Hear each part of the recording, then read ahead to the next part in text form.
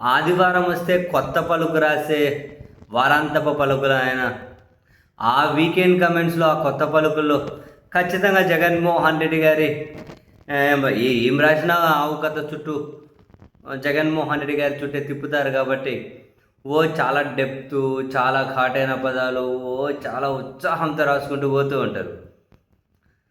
కానీ ఈసారి weekend comments Telangana episode చుట్టూ, అంటే ఇప్పుడు పవన్ కళ్యాణ్ గారు వర్సెస్ నాగేశ్వర గారి ఎపిసోడ్లో పవన్ కళ్యాణ్ గారు వర్సెస్ తెలంగాణ వాదులు ఈ ఎపిసోడ్ ఉంది కదా, దీన్ని ఎక్కడ తిప్పి మళ్ళీ జగన్మోహన్ రెడ్డి గారికి ముడి పెడదామన్నా సాధ్యం కాలేదు. కాబట్టి చాలా చప్పగా ఏదో ఆదివారం వచ్చింది కాబట్టి ఈసారి రాయకపోతే జనం ఏమనుకుంటారు అని చెప్పి రాస్తేనమ్మాక వారాంత పలుకులు ఏమంటారు, పలికితేనమ్మ నాన్నోటి నుంచి అని చెప్పి ఆమె, లేకుంటే మామూలుగా ఆ వాయిస్ ఓవర్ ఇచ్చే ఆమె ఎంత గాఢంగా మనగా అట్లా చెట్టు నుంచి మామిడికే రాలి కింద పడితే ఏ విధంగా అయితే అంటే ఆ రకంగా ఉంటుందో అట్లుంటుంది ఆమె పలకడం కూడా పదాలు.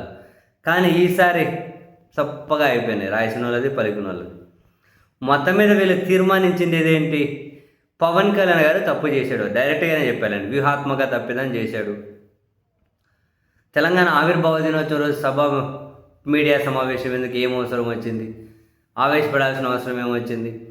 తెలంగాణలో ఆవేశపడి ఆంధ్రప్రదేశ్లోకి వెళ్ళి మరుసటి రోజు కూని రాగాలు ఎందుకు తీశాడు? ఇక్కడేమో ఆవేశపడి అక్కడికేమో కూని రాగాలు తీసి పుష్కర కాలమైన అక్కడ తెలంగాణ తగ్గలేమని చెప్పి నాకు అర్థమైంది అని చెప్పి ఏదో రియలైజ్ అయినట్లు. దానివల్ల ఆయనకు నష్టం, తెలంగాణలో కాంగ్రెస్కు నష్టం అట. సరే, మరి ప్రొఫెసర్ నాగేశ్వర్కి నష్టమే అన్నారు, ఆయన వ్యాఖ్యలు ఉపసంహరించుకుని ఆయనకు నష్టమేనట. ఎందుకనంటే ఏదో బలి చిత్రమైన లాజిక్ చెప్పాడు మేస్టర్ ఈయన. ప్రొఫెసర్ నాగేశ్వరు సిపిఎం సానుభూతిపరుడు అందరికీ తెలుసట. ఓకే, సరే అనుకుందాం. సిపిఎం వాళ్ళు ఇండైరెక్ట్గా జగన్మోహన్ రెడ్డి గారికి మద్దతు ఇస్తున్నారు అని చెప్పి ఇప్పుడు నాగేశ్వర్ గారి వ్యాఖ్యల ద్వారా అర్థమైపోయిందట.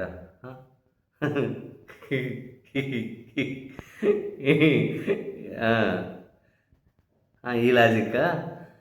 దానివల్ల నాగేశ్వర్కి కూడా నష్టమే జరిగిందట.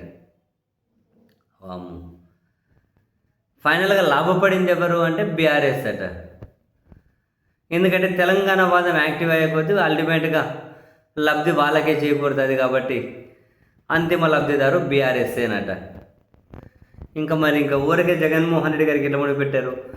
ఇక హైదరాబాదు, ఇక్కడ తెలంగాణలో చంద్రబాబు నాయుడు గారిని వ్యతిరేకిస్తున్నారు, పవన్ కళ్యాణ్ గారిని వ్యతిరేకిస్తున్నారు, వాళ్ళకి ఇక్కడ కాలు పెట్టే అవకాశం లేకుండా చేస్తున్నారు, ఇట్లా రాసుకుంటూ వచ్చారు. మరి వాళ్ళ ప్రస్తావన తెచ్చినప్పుడు ఇంకా రాజశేఖర గారి ప్రస్తావన తీసుకురాకుండా ఉన్నాడు కదా, అది ఒక లైన్ కలిపేశారు. తెలంగాణలో ఎక్కువ దోచుకున్నటువంటి రాజశేఖర రెడ్డి గారిని ఏమో ఇక్కడ ఎవరు తిట్టరు, జగన్ గారిని ఎవరు తిట్టరు, కానీ చంద్రబాబు గారిని, పవన్ కళ్యాణ్ గారిని మాత్రం భలే తిడతారు అని చెప్పి ఇంకో కామెంట్ అందులో. తెలంగాణను రాజశేఖర రెడ్డి గారు దోచుకున్నారని చెప్పి ఎవరు చెప్పిండ్రు, ఏ కోణంలో?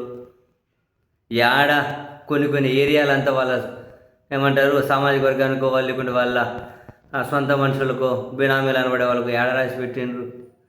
కొన్ని తెలంగాణ వాదులకు తెలియదా హైదరాబాద్లో ఎవరి హయాంలో ఎక్కువ అభివృద్ధి జరిగింది, ఎవరి హయాంలో ఎక్కువ దోపిడీ జరిగిందని వాళ్ళకి తెలుసు కదా, వాళ్ళు ఏం అమాయకులు కాదు కదా. అదంతా క్లారిటీ ఉండబట్టే కదా ఇంకా తెలంగాణ వాదం స్థిరంగా ఉంది అని. ఇంకా తెలంగాణలో వీళ్ళు అడుగుపెట్టే పరిస్థితి కూడా లేకపోయింది చంద్రబాబు గారు, పవన్ కళ్యాణ్ గారు అని చెప్పి ఈయనే తీర్మానించుకుంటూ మళ్ళీ వీళ్ళని ఎందుకు తిడుతున్నారో అర్థం కాదు అంటాడు.